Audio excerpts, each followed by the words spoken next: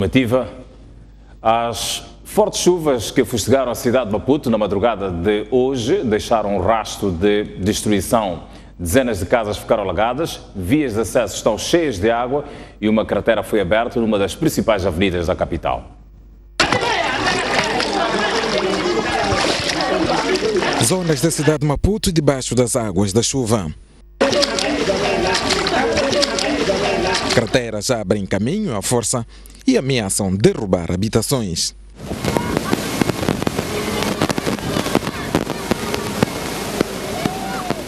Casas alagadas e gente em desespero. As chuvas da madrugada de hoje colocaram a nu os problemas de escoamento e saneamento na periferia da cidade capital. Esta cratera, por exemplo, foi aberta pela força das águas na Avenida Jules Nyerere, reabilitada recentemente pelo município de Maputo. Algumas zonas dos bairros Chamanculo, Ferroviário e Pulana Caniço ficaram alagadas com as casas transformadas em reservatórios de água. Sem alternativas, algumas famílias viram-se a colocar os seus pertences no teto enquanto tentavam escoar a água. Caminhamos uma hora de madrugada. Vamos falar com isso, na Sinene. Pronto, como ela só já custa ali, na caia de inquilino, custa ali mate. Nicola anze custa ali mate. E tentar cuidar uma saca e faletela, mas já cotanga chum. A mate, mas eu continuar a mapula vala ali. Mapula rua mesmo, aguentanga.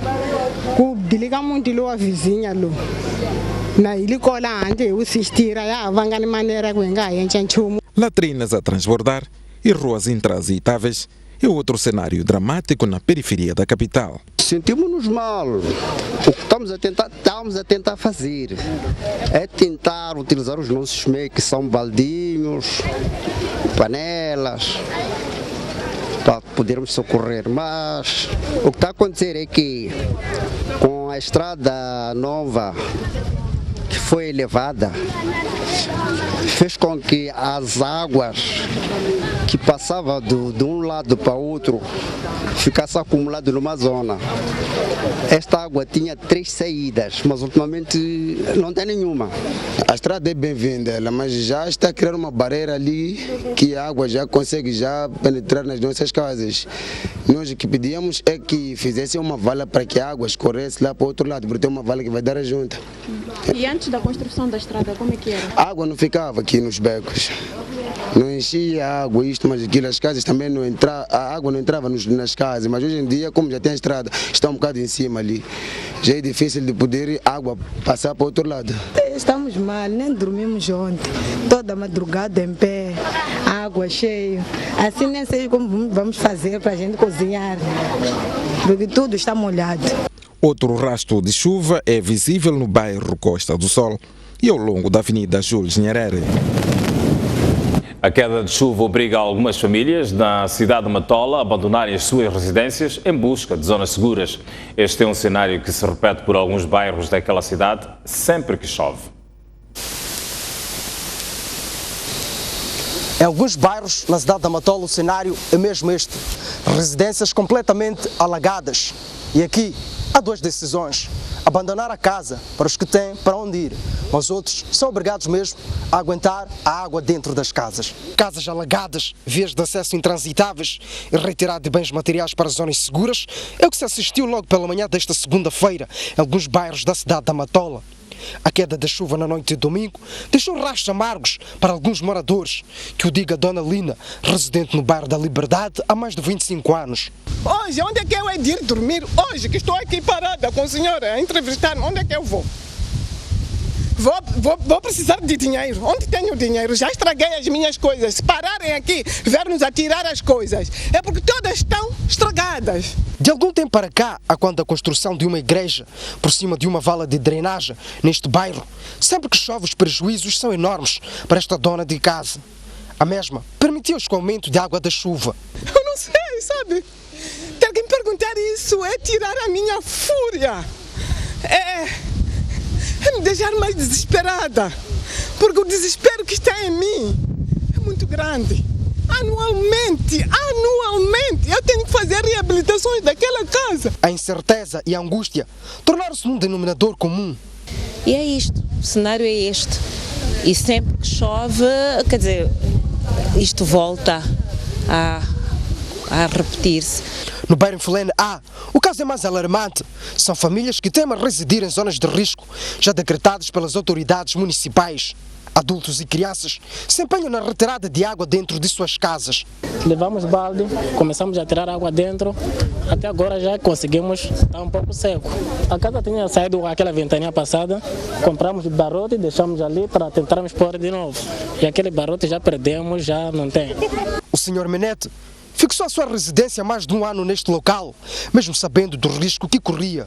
Apoiados com paus, pai, mãe e filho tentam ao máximo minimizar os estragos causados pela chuva. Água é prometer ele. Água antes de julho, mas não se água inglia. Mas acho que o terra gangue, desenza água inglia e a ritulia.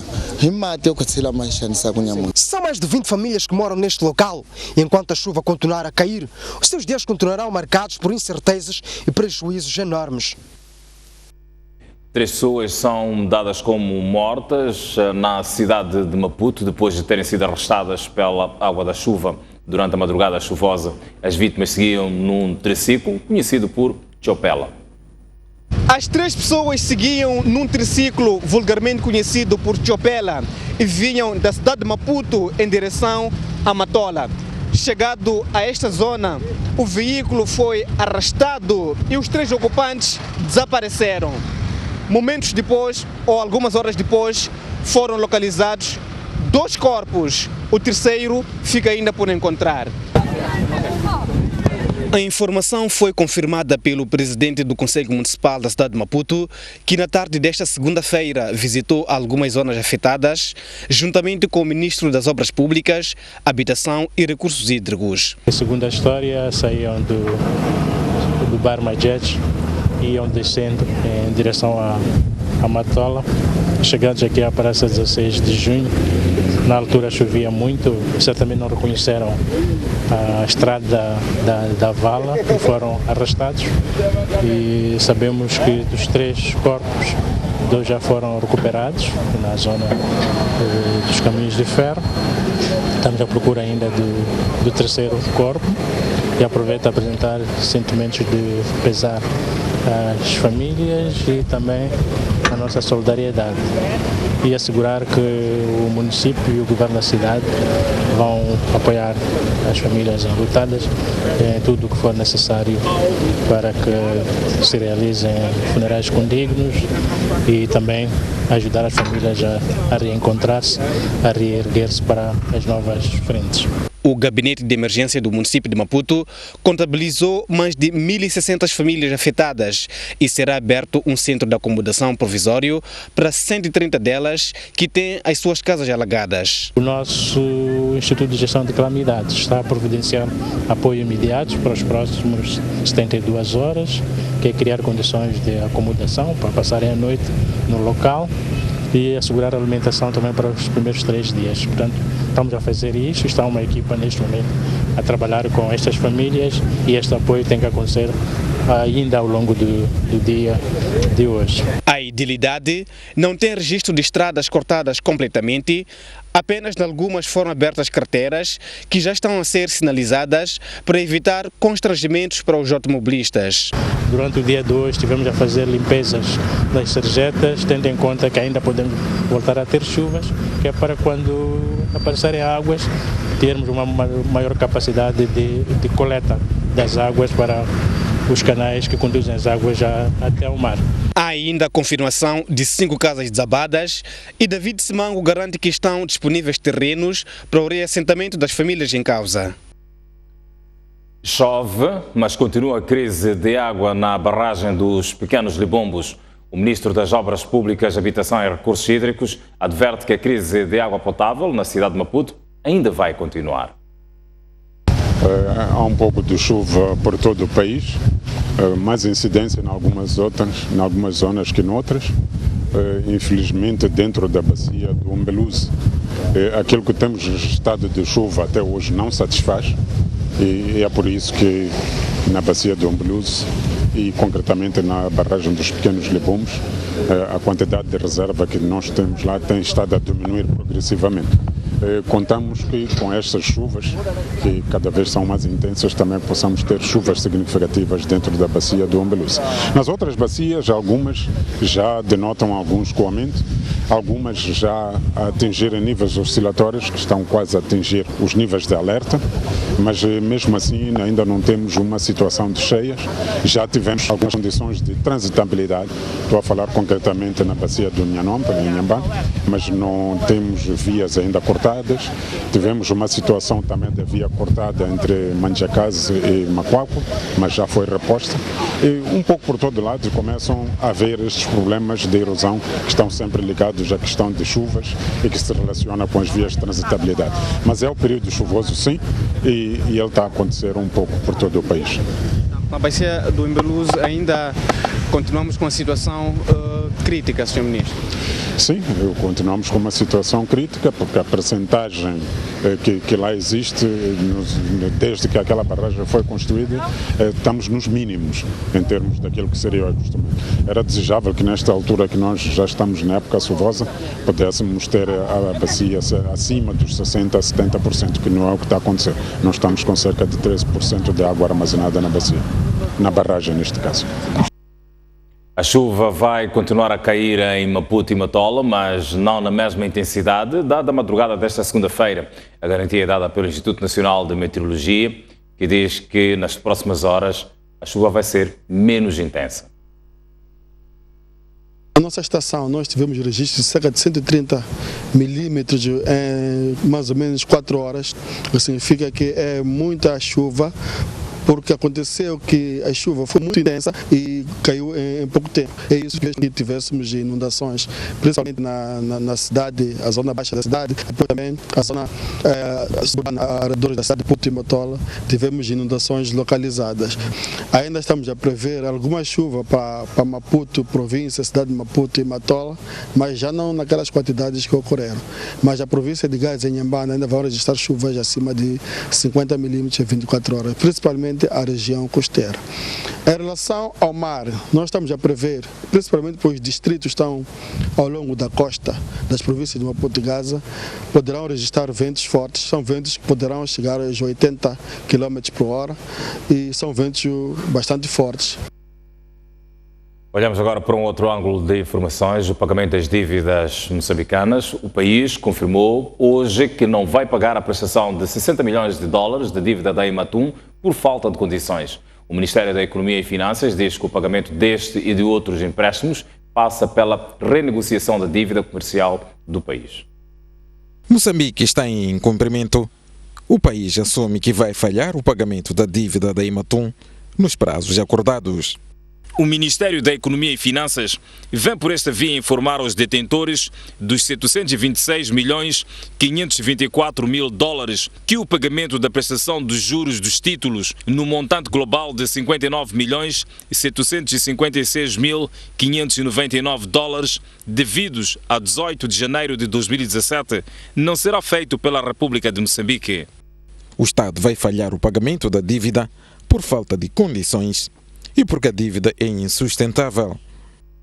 Conforme mencionado pelo Ministro da Economia e Finanças, durante a apresentação aos investidores em Londres, a 25 de outubro de 2016, e tal como reiterado no comunicado do Ministério, datado de 14 de novembro de 2016, a degradação da situação macroeconômica e a situação fiscal da República afetou severamente as finanças públicas do país. Resulta que a capacidade de pagamento é, neste sentido, bastante limitada em 2017 e não permite que a República tenha espaço fiscal para proceder ao referido pagamento.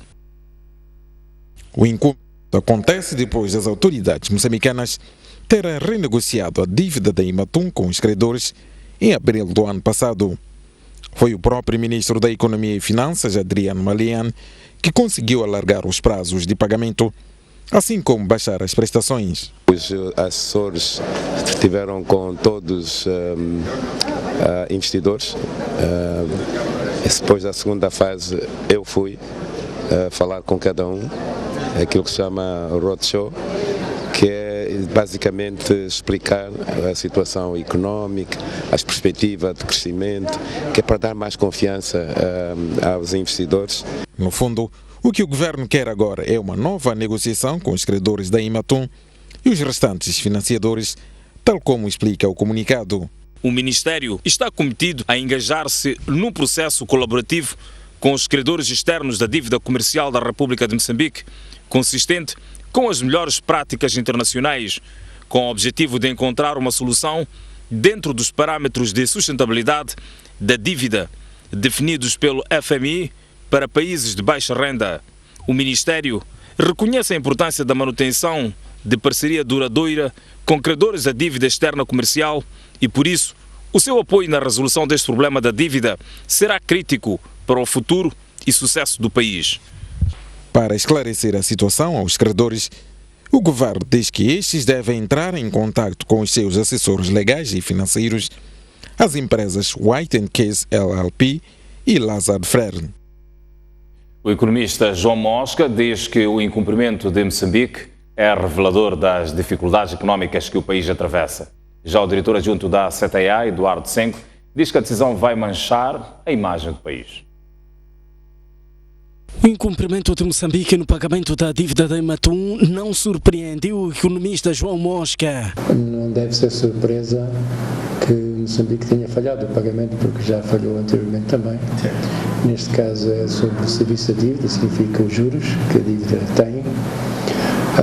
É uma situação consequente da realidade que nós estamos a atravessar e seguramente que nos próximos pagamentos, caso não haja soluções à situação, continuaremos numa situação de incumprimento dos nossos compromissos da dívida pública e da dívida externa. Para Eduardo Sengo, também economista, não pagar a dívida é um sinal de falta de credibilidade. A confiança a nível internacional está a deteriorar cada vez mais. Havendo essa deterioração da confiança, significa que as nossas transações vão ser muito vigiadas. Por exemplo, no nosso processo de importação de mercadorias, o banco emite uma determinada carta de crédito. Essa carta de crédito que permite que a transação ocorra mesmo antes do pagamento efetivamente acontecer. Não é? Sengo diz que, face ao incumprimento, Moçambique será penalizado pelas agências de rating, enquanto João Mosca defende que deve haver responsabilização. As agências de rating vão atuar, com esta situação, a falha de pagamento, vão ter que atuar e vão penalizar ainda mais Moçambique, o que vai criar maior dificuldades, tanto do governo, assim como tanto do setor privado, tanto nas suas atuações comerciais. Quem provocou este tipo de situações que afeta fortemente toda a economia e os cidadãos moçambicanos, e sobretudo os grupos sociais mais pobres, são pessoas que hoje estão tranquilamente vivendo como viviam antes, sem qualquer problema. Portanto, existe aqui uma forte inequidade e até, falando em termos coloquiais, já existe aqui uma certa pornografia em tudo isto, né? Quer dizer, e as pessoas que provocaram isso continuam-se calmíssimos, sem dar a cara e não têm ideia ou estão-se absolutamente confortáveis com a situação absolutamente crítica e penosa que provocaram a grande maioria do povo moçambicano.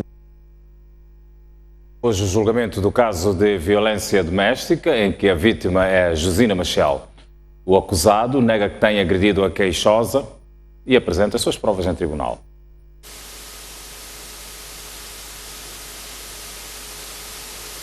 Acompanhada por Graça Machel, sua mãe, Josina Machel, chegou ao Tribunal Judicial do Distrito Urbano número 1 às 9 horas.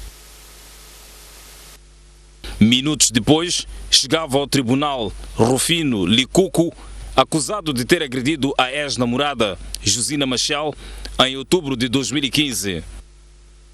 Além da sua advogada, Anita Sumburani, o acusado fazia-se acompanhar por agentes de segurança privada. O julgamento só iniciou cerca de 1 hora depois da hora marcada, numa pequena sala que ficou totalmente preenchida. Aliás, muitas pessoas não puderam acompanhar a sessão devido à falta de espaço na sala. Rufino Licuco foi o primeiro a ser chamado pelo tribunal, que ao mesmo tempo ordenou que a imprensa abandonasse a sala antes do início da sessão. Mas a STV teve acesso à acusação particular, onde Josina Machel acusa o ex-namorado de a ter agredido com 3 socos, sendo que um deles atingiu o olho direito, causando uma ferida perfurante. A agressão teria ocorrido no interior da viatura do ex-namorado na madrugada de 17 de outubro de 2015, após um desentendimento entre ambos. Após receber o primeiro tratamento no Hospital Central de Maputo, Josina Machel foi submetida a 2 cirurgias. A primeira numa clínica privada em Maputo e a outra em Barcelona, devido à cegueira que contraiu no olho direito. A acusação alega que a queixosa não consegue usar o computador, seu instrumento de trabalho. Reduziu as horas de trabalho por dia, depende do motorista para se deslocar, não superou o trauma da agressão e ficou limitada nas suas ações de ativismo social. Por isso, Josina Machel pede uma indemnização de 300 milhões de meticais, valor que pretende usar em campanhas contra a violência doméstica, incluindo a criação de condições materiais para a reabilitação de mulheres vítimas. Entretanto, Rufino Licuco nega que tenha agredido Josina Machel e diz que após uma discussão, a queixosa saiu bruscamente do carro e dirigiu-se para o seu. E porque tinha consumido bebidas alcoólicas, Josina Machel tropeçou e caiu, tendo contraído ferimento no olho direito, segundo a defesa do acusado. Sobre o consumo de bebidas alcoólicas, o relatório do HCM, solicitado por Graça Machel, indica que Josina Machel estava com agitação e hálito alcoólico quando deu entrada no serviço de urgência, queixando-se de agressão física.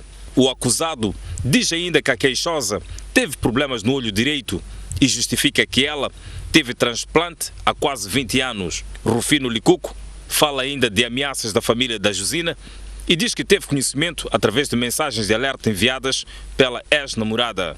A sessão terminou às 13 horas após a audição da Josina Machel e o julgamento retoma no dia 2 de fevereiro.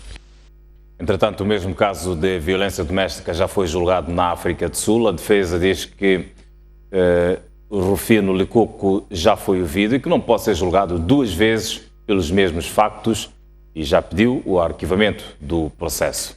Fazemos agora a acusação ao caso de baleamento de uma menor ou de um menor na cidade da Beira. A Polícia da República de Moçambique reiterou hoje que diligências prosseguem ao nível da corporação com vista à neutralização do agente que baleou mortalmente o menor na semana passada e distanciou-se completamente do ato. A Polícia da República de Moçambique convocou a imprensa na manhã desta segunda-feira na cidade da Beira para voltar a garantir, através de seu comandante provincial, Alfredo Mussa, que continua à procura do seu membro, que responde pelo nome de Vítor Marcelino, que há cerca de uma semana, em plena atividade, disparou a arma que estava na sua posse em circunstâncias que ainda não foram clarificadas. Ele atirou involuntariamente e que a bala atingiu uma menor na cabeça. E a criança acabou perdendo a vida. Este ato é contra todas as regras do trabalho, do sistema de trabalho policial. Nós repudiamos, porque nós, como polícia, nossa tarefa é garantir a segurança ao cidadão e encontra-se em local incerto. Neste momento, o comando está em diligências para a sua captura e a responsabilização do ato que ele cometeu. Alfredo Mussa reiterou, por outro lado, que o comando que dirige continua solidário com a família enlutada. No dia 14, o coletivo de direção aqui do comando provincial, encabeçado por mim, deslocamos a casa da falecida criança. E nós lá também entregamos lá apoios logísticos. Refere-se que este é o terceiro caso em menos de um ano que o agente da polícia dispara mortalmente contra um civil na Beira. O comandante provincial diz que os autores dos 2 primeiros casos são indisciplinados e é por esta razão que estão a responder pelos seus atos, tal como acontecerá com este último. Isso é uma indisciplina. E indisciplina paga-se caro, responsabilizando o seu autor. O Movimento Democrático de Moçambique diz que está preocupado com a aparente fragilidade do acordo verbal de trégua, ora em vigor no país, atinente à instabilidade política, e por isso apela ao Governo e à Renamo a pautarem pelo patriotismo para o bem dos moçambicanos. O Movimento Democrático de Moçambique convocou a imprensa na manhã desta segunda-feira para mostrar a sua preocupação face à instabilidade política que o país vive. O MDM diz que está preocupada porque já houve vários acordos em papéis relacionados com tensões políticas e que infelizmente foram violados. Neste momento estamos a viver situação similar, em que temos um acordo e pelas características do mesmo não é consistente, que já começou a ser violado. Uma das partes procura denunciar que, por sinal, foi um acordo verbal via telefone, não permitindo assim que haja uma memória física do negociado. O Movimento Democrático de Moçambique reiterou que o essencial neste momento é a revisão da Constituição. Para permitir que haja descentralização, a redução dos poderes em torno da figura do chefe do Estado, a eleição dos governadores provinciais, a autonomia administrativa e financeira dos magistrados, por um lado, e por outro, a participação de outros partidos e da sociedade civil no diálogo é negado. Quanto às supostas violações de tréguas, a polícia, pelo menos ao nível de Sofala, garantiu que desde que a trégua foi anunciada pelo líder da Renamo, não foi registrado nenhum confronto neste ponto do país. A Renamo está armada. As forças de defesa e segurança estão armadas. Desde que se decretou a trégua, até hoje nunca houve nenhuma troca de tiros. Agora, essa violação ocorreu aonde? Apresentem provas, porque o território é nosso, somos todos nós que estamos vivendo nesse território. E diga que onde é cidadão que terá sido raptado, que terá sido morto, em que povoação, quando, a que horas. Isso só apenas para agitar e perturbar a opinião pública. Momento para uma breve pausa na noite informativa. Nós voltamos já a seguir e continuamos a pautar mais informação. Até já. Nosso compromisso é com as pessoas, os fatos e as suas implicações, mas não ignoramos as causas, os custos, as razões e as responsabilidades. Estamos atentos aos nossos dramas, ações, conquistas e celebrações. Questionamos quem, onde, quando, como e, sobretudo, porquê. Mostramos no grande plano.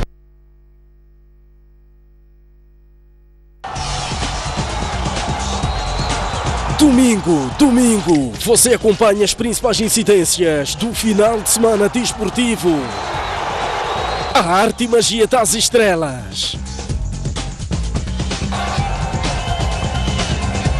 A festa e emoção.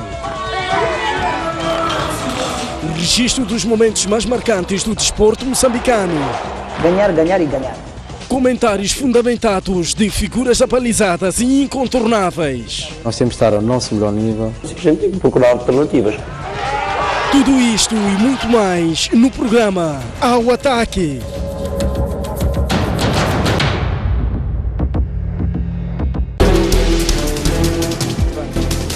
Combate ao crime é a palavra de ordem da chegada do líder da Renamo à cidade portuária de Natal. Davis Mango deixou ficar as seguintes considerações. A partir da cidade da Beira e com imagens de Manuel Chicava. No interior desta viatura seguiam 4 ocupantes. Bairros periféricos das cidades de Maputo e Matola. A alma do magistrado calou-se precisamente neste local. As notícias do país cabem todas aqui.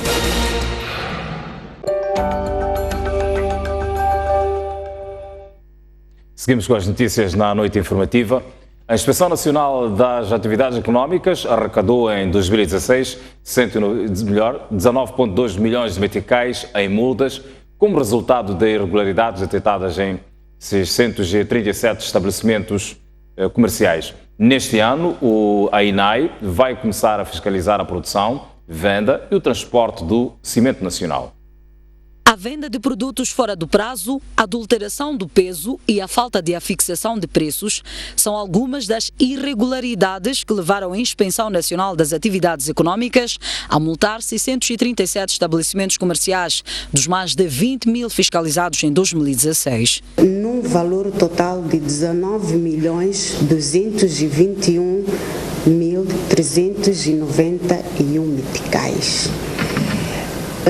Também no mesmo período foram destruídos produtos fora do prazo ou mal conservados, alimentares e não alimentares, num valor total de 16.531.788 meticais. A partir deste ano, a INAI vai implementar novos regulamentos, nomeadamente para os casos da venda de alimentos fortificados e a avaliação da cadeia de produção do cimento nacional. O decreto 28/2016, de 18 de julho, que vai entrar em vigor no dia 19 de janeiro. Aqui temos 27 tipos de cimentos que é necessário serem controlados. O regulamento em si fala da comercialização.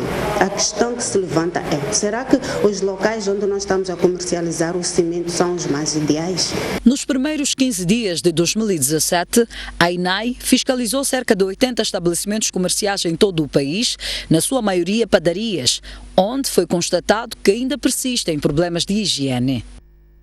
O governo gastou 28 bilhões de meticais na construção de pontes para pedestres, mas que têm sido dispensadas pelos peões.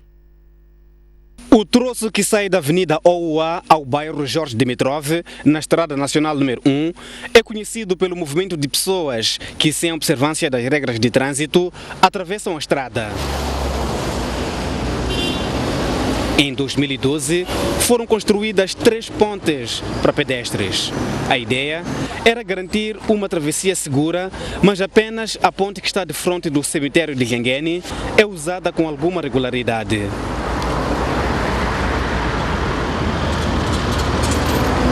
Está transpirada por causa da ponte? É difícil, trago criança nas costas. Mas é melhor do que atravessar a estrada? É melhor sim, porque corremos o risco de sermos acidentados. De facto, atravessar as estradas é grande risco de vida, que é preferível usar as pontes aéreas, porque foi um valor despendido para tal. Se o governo usou um fundo para fazer pontes aéreas, é melhor usarmos. Foram 28 bilhões de meticais investidos na construção das 3 pontes, mas a visão do Sr. Abdul parece que não é partilhada por tantas outras pessoas. Esta mulher, por exemplo, ignora o movimento de carros e transpõe as barreiras de betão com muita habilidade.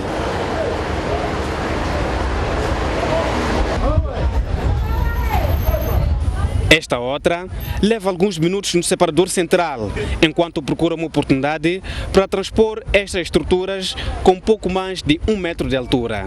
Os homens parecem estar mais habituados e com mais habilidade física. O que chama a atenção é o argumento para o não uso da ponte. Não é arriscado atravessar assim? Sim? Não é arriscado atravessar assim? É muito, mas é bom. O que fazer? Nesta ponte, localizada do bairro 25 de Junho, os que usam conta-se com os dedos da mão. E no bairro Jorge Dimitrov, vulgo Benfica, o cenário é de total anarquia.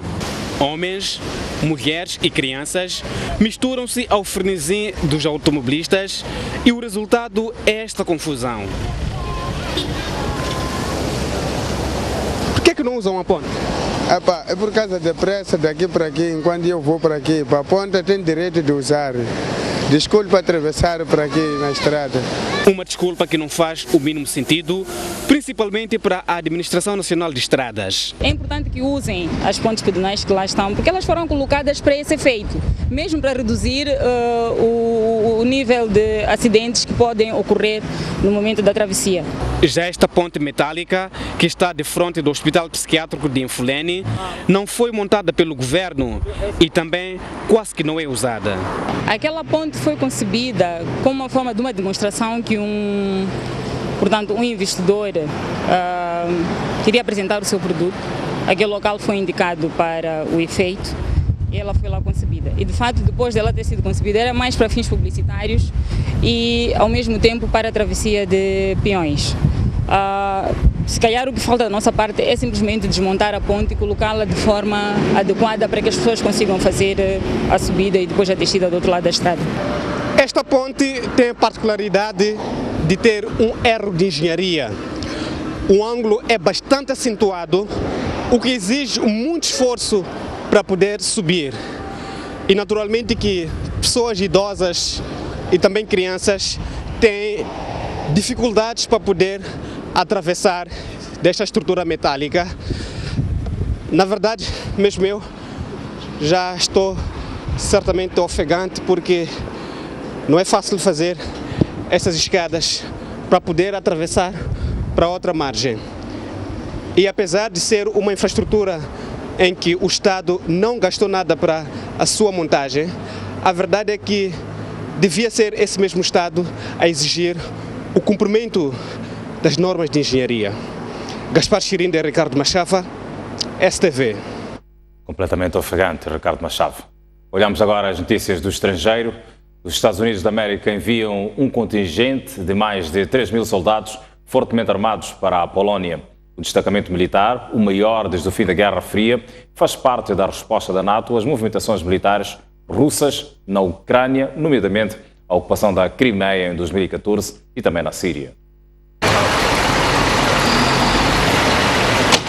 Uma coluna de veículos militares e soldados norte-americanos atravessaram, ao longo do fim de semana, a fronteira sul da Polónia em direção à base militar de Zagan, onde vão permanecer numa demonstração de força em relação à Rússia. São cerca de 3.500 militares, 87 tanques e 144 veículos armados que chegaram à Polónia, constituindo o maior reforço norte-americano na Europa desde a Guerra Fria. As tropas fazem parte da resposta dos Estados Unidos no apoio aos seus aliados da NATO na Europa, que se encontram com medo face à postura agressiva da Rússia, nomeadamente a ocupação da Crimeia em 2014 e na Síria. A Rússia tem feito exercícios militares na fronteira com a Polónia, o que lembra a invasão soviética a este país europeu sem uma declaração de guerra em 1939, durante a primeira fase da Segunda Guerra Mundial. Os Estados Unidos, que já assistiram à anexação da Crimeia pela Rússia na Ucrânia, assumem-se como o principal protetor da Polónia e da NATO no geral. Durante a campanha eleitoral, o próximo presidente americano Donald Trump prometeu fazer os países europeus pagarem pela proteção americana, o que levanta dúvidas sobre o futuro relacionamento entre a NATO e os Estados Unidos. O diretor da CIA diz que Donald Trump deve ter cuidado com o que diz. John Brennan respondia assim às críticas do presidente eleito em relação ao trabalho das agências federais de segurança e informações por causa da Rússia. O que eu considero mesmo ultrajante é comparar os serviços de informações com a Alemanha nazi. É algo que considero muito ofensivo. É assim que o diretor da CIA, John Brennan, respondeu à enxurrada de críticas do presidente eleito Donald Trump. Brennan, que está de saída do cargo, recomenda ao futuro presidente, que passou a última semana a criticar as agências federais de segurança e informações por causa da Rússia e de um polêmico relatório, que tenha mais cuidado com o que diz. Numa entrevista ao canal Fox News neste domingo, Brennan alegou que Trump ainda não compreendeu totalmente o significado das ações de Moscou, designadamente a ocupação da Crimeia, o apoio ao presidente Bashar al-Assad na Síria e a ciberataques russos. O Sr. Trump tenta entender que absorver a Rússia de responsabilidade por ações dos últimos anos é um caminho que deve ser trilhado com muito cuidado, afirmou o diretor da CIA, citado pela Reuters. Because nobody does that like the English. And she had great respect for the Queen, liked her. Numa entrevista ao Wall Street Journal, na última sexta-feira, Trump admitiu aliviar as sanções à Rússia impostas pela administração Obama em paralelo com as medidas idênticas aprovadas pela União Europeia se Moscou colaborar com os Estados Unidos, nomeadamente no combate ao terrorismo. Breman acrescentou ainda que não vê com bons olhos a postura pública de Trump, especificamente no que diz respeito a comentários. Espontaneidade não é algo que protege os nossos interesses nacionais em termos de segurança, disse o diretor da CIA. Por isso, quando Trump fala ou reage, convém ter a certeza de que ele compreende que as implicações e impactos no país podem ser grandes, disse Breman. A missão da Comunidade Económica dos Estados da África Ocidental, CEDEAO, falhou nas negociações para tirar o presidente da Gâmbia, Yahya Jammeh, do poder.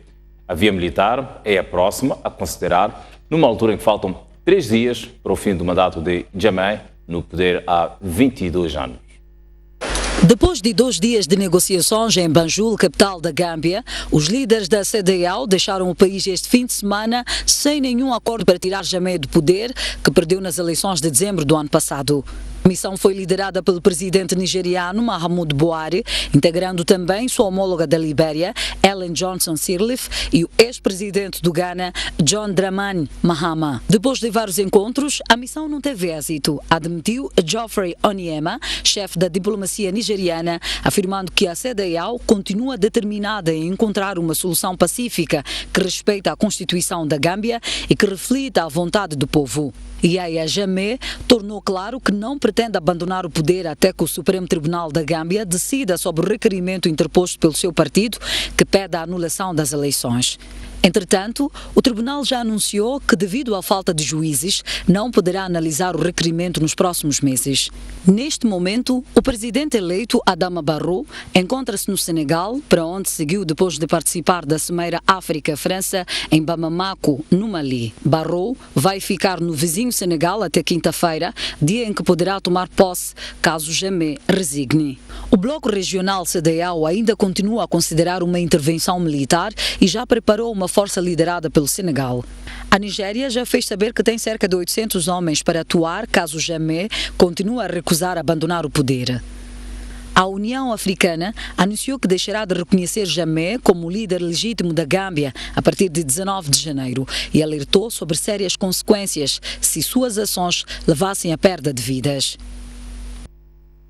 Pois vamos retomar uma das notícias de destaque desta noite informativa, que dá conta de que as fortes chuvas que fustigaram a cidade de Maputo na madrugada de hoje deixaram um verdadeiro rastro de destruição.